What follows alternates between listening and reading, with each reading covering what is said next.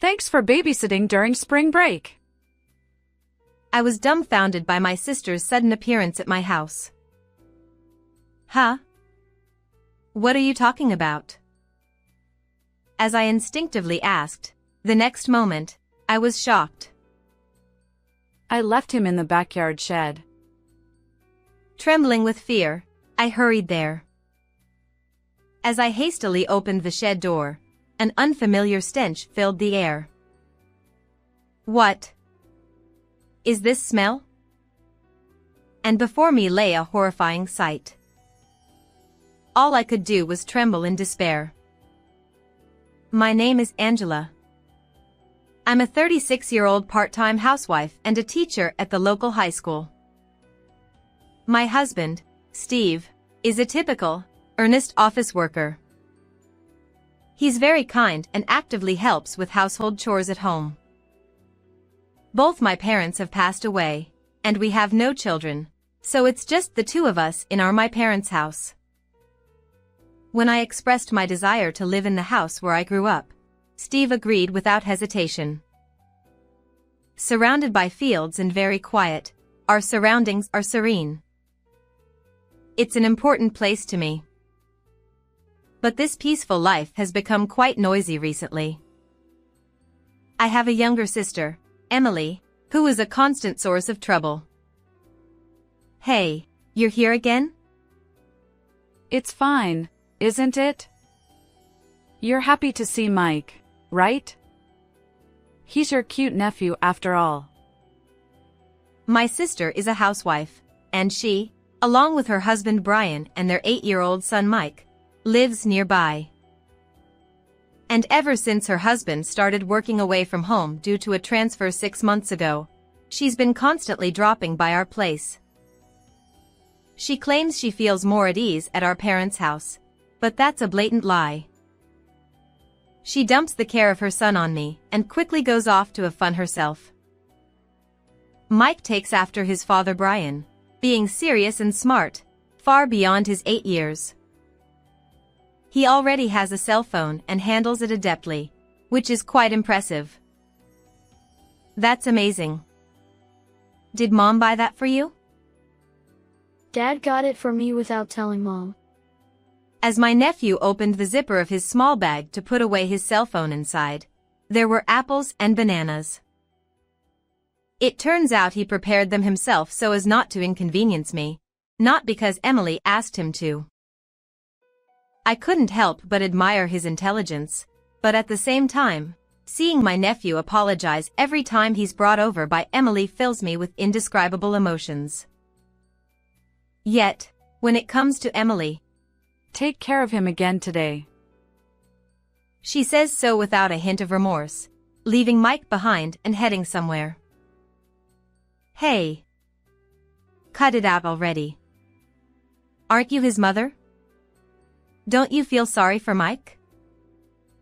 Because it happened so often, I scolded Emily firmly, but her attitude only escalated. When there was a school holiday, You're off work, right? And she would leave Mike without waiting for my response. Even when I said I couldn't because of my club activities at school, she wouldn't listen. Then I'll ask your husband. It's fine. In the end, she even said that.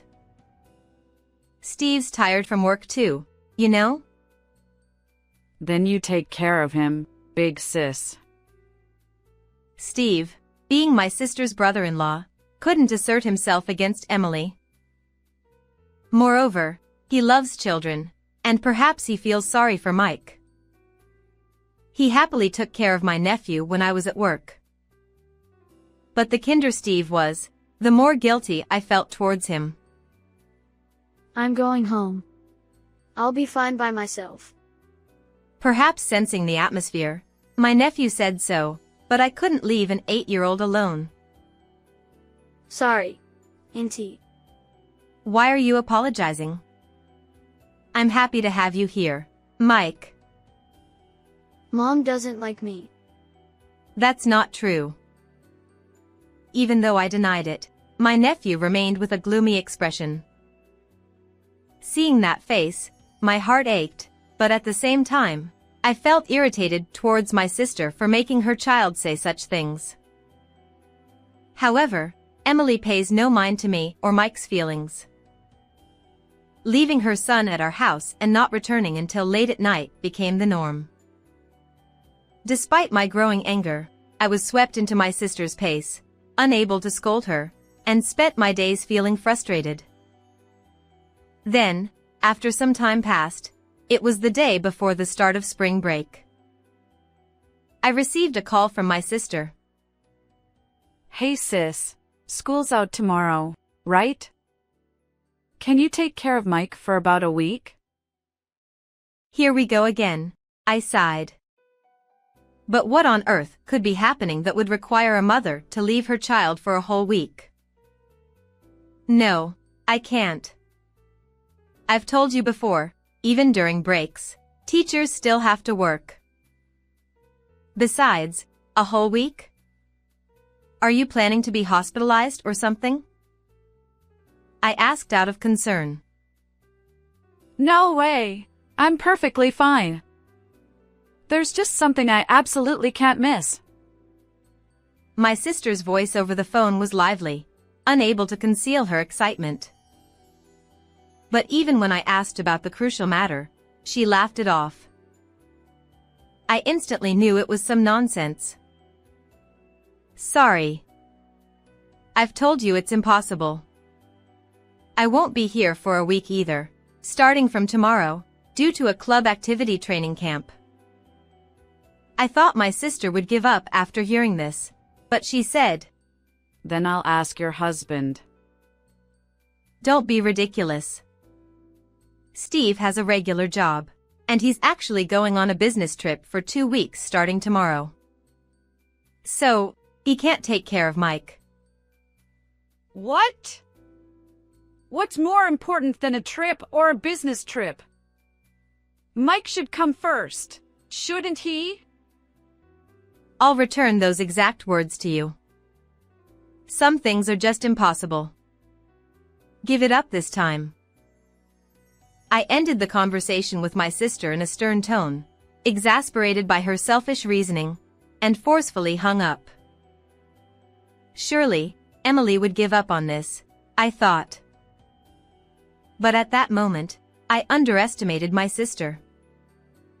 I would later painfully realize how naive I was.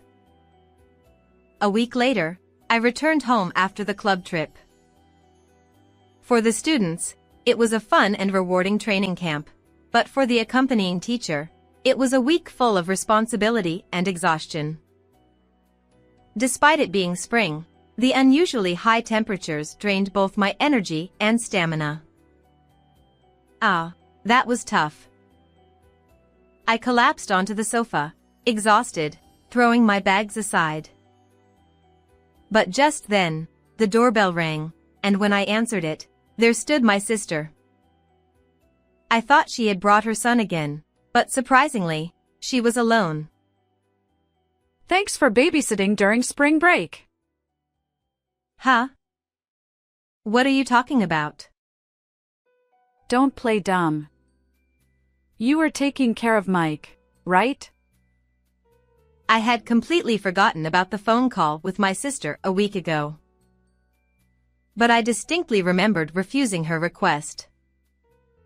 What on earth was Emily talking about? I stared at her, dumbfounded. However, the next moment, a shocking truth emerged. I left Mike in the backyard shed. Didn't you see the note I left on the door? Huh? Don't mess around. I'm busy. Where's Mike? Is he taking a nap? My sister glanced around anxiously toward the back room, and then her eyes landed on my abandoned suitcase. Hey, what's this? What's going on? You didn't really go on that trip, did you? I did. It's work. What? What kind of selfish thing are you doing? Even though I asked you to take care of my son, going on a trip is unacceptable. Isn't Mike more important than work? As my sister yelled angrily, I felt deeply shaken. I hurriedly left the house and headed for the backyard.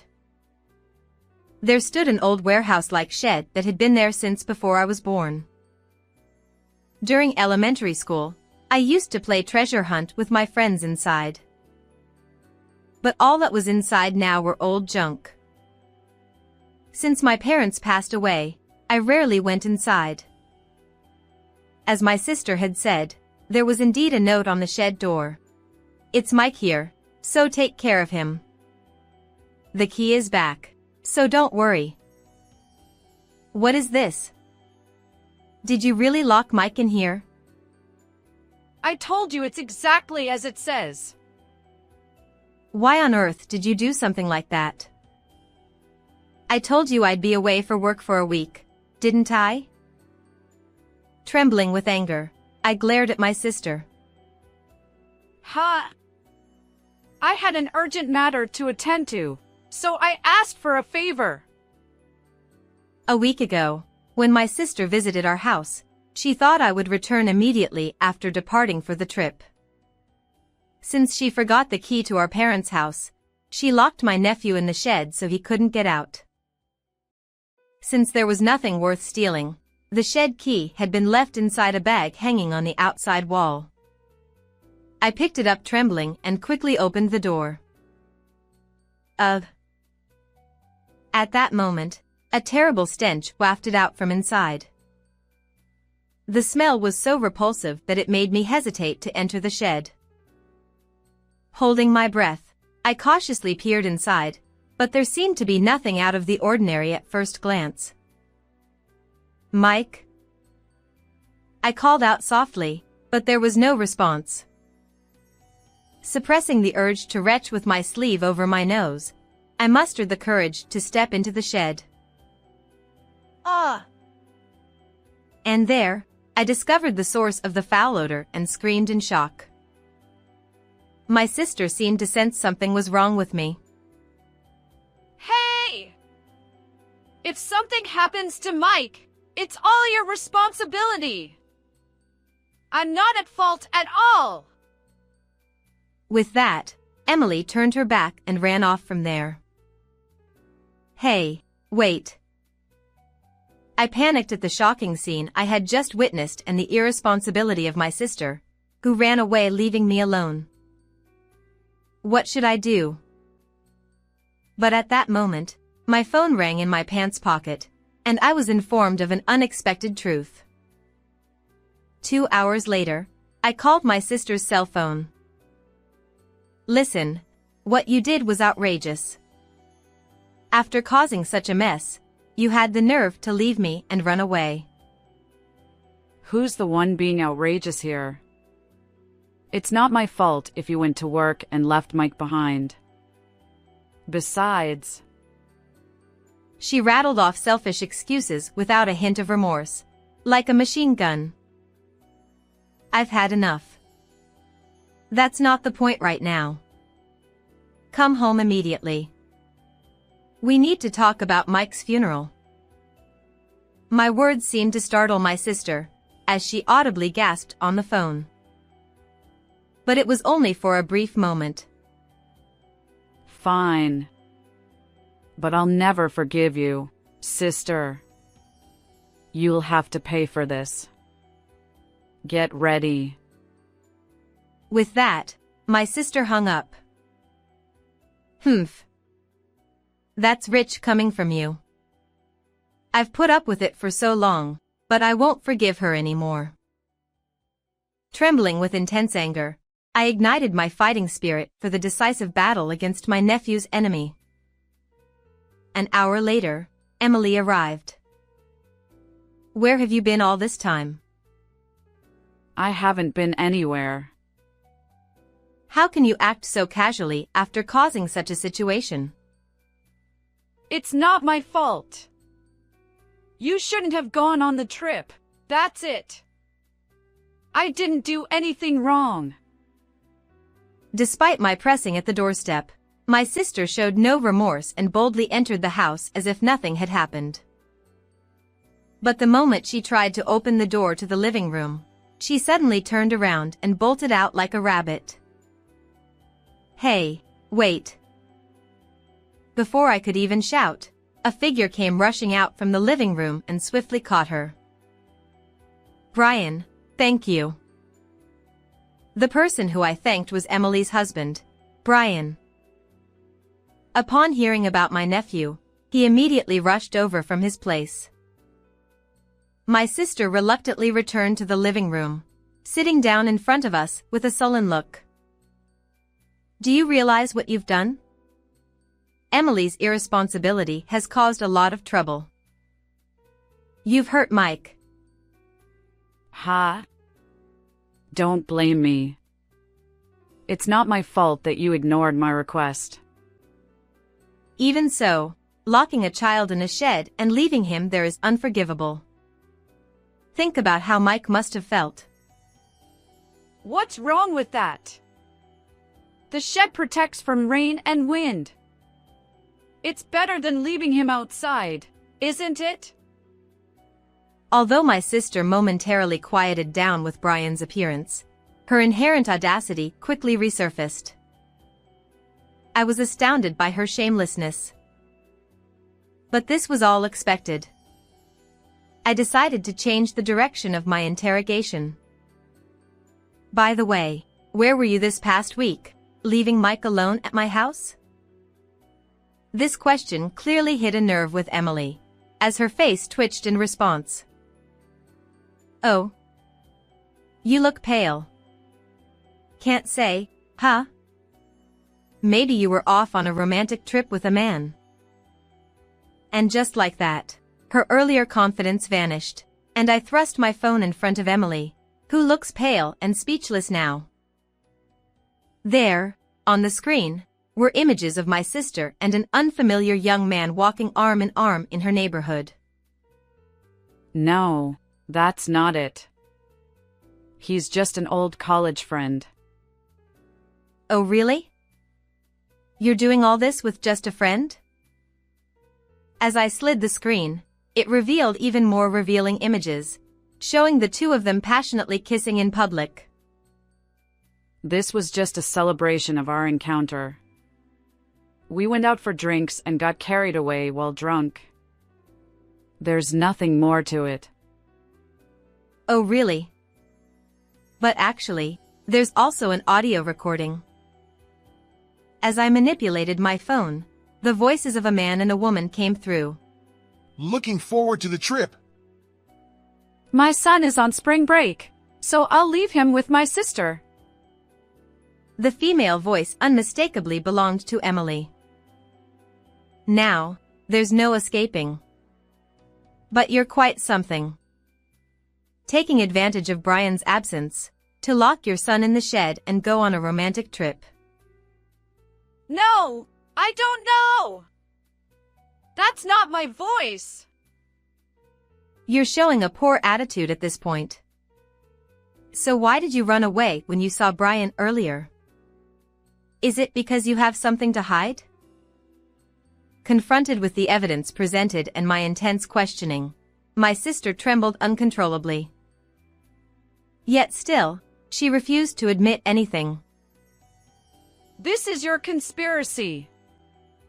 To evade responsibility for what happened to Mike, you fabricated fake evidence.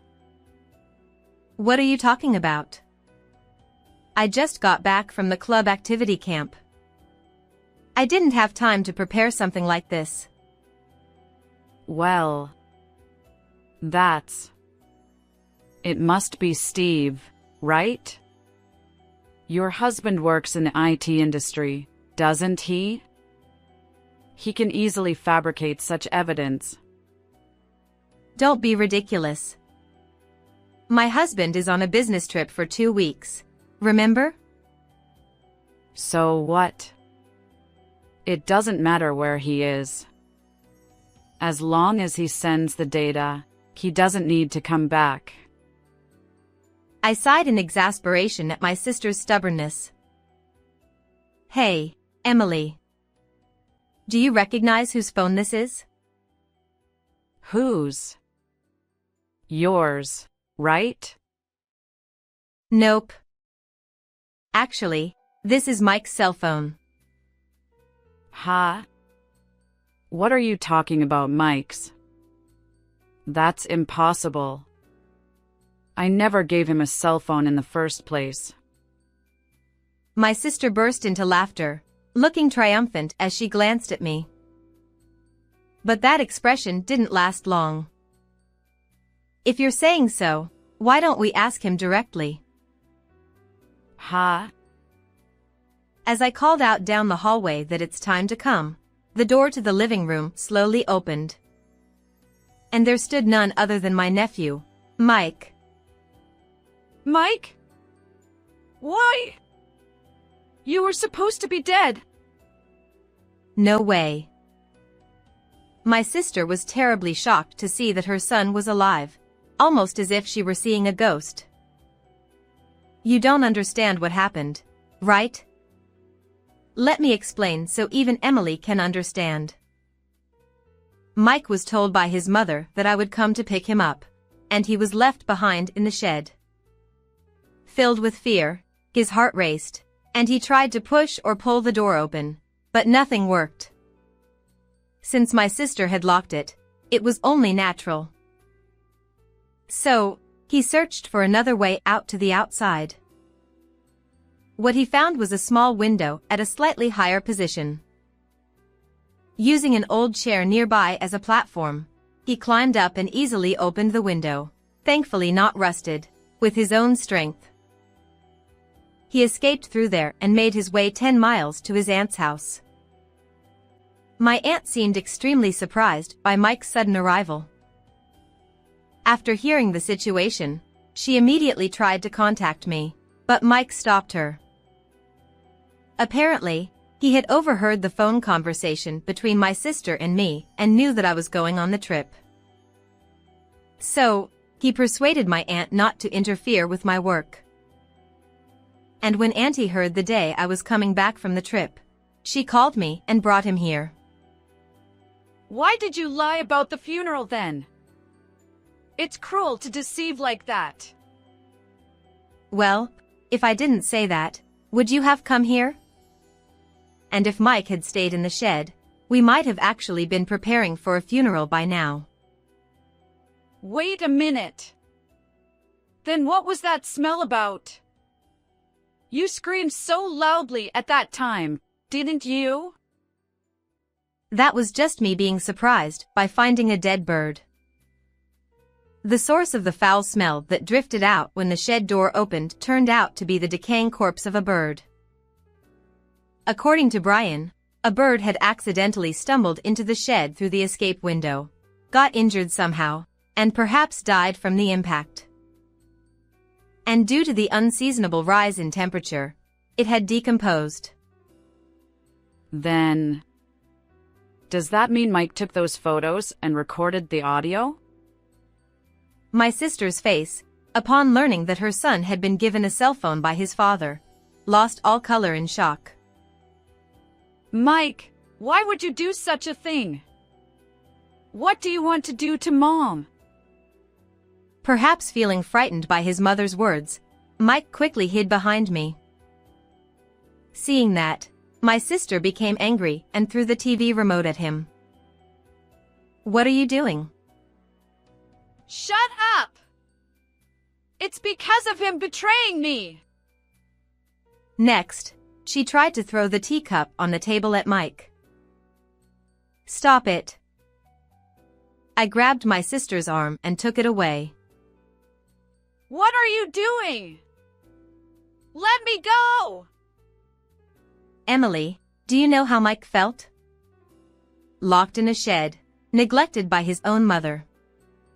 You only care about yourself even now. Shut up! You, who've never given birth to a child, don't understand anything. I don't want to hear that from someone like you, Emily. You're unfit to be a mother. As I scolded my sister fiercely, she resisted, it was Brian who stopped the escalating sisterly fight. He took out a divorce paper from the bag nearby and handed it to my sister. Huh?